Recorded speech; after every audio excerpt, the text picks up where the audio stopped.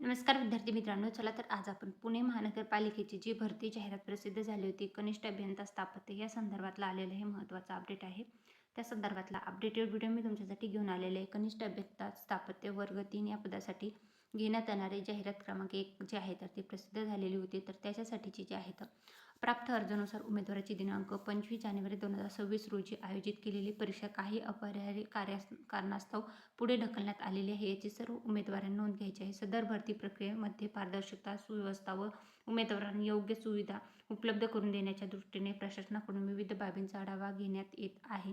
सदर परीक्षेची नवीन तारीख, वेळ व परीक्षेच्या केंद्राची माहिती लवकरच निश्चित करण्यात येईल याची सर्वांनी नोंद घ्यायची आहे.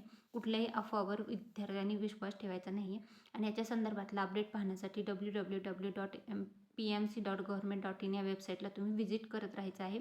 हे 23 जानेवारी 2026 रोजी पुणे महानगरपालिकेने काढलेलं जे अपडेट आहे तर त्या संदर्भातला अपडेटेड व्हिडिओ होता. हा व्हिडिओ तुम्हाला कसा वाटला ते कमेंटमध्ये नक्की सांगा. व्हिडिओ आवडला असेल तर व्हिडिओ लाईक आणि चॅनलला सबस्क्राईब करायला विसरू नका. Thanks for the watching.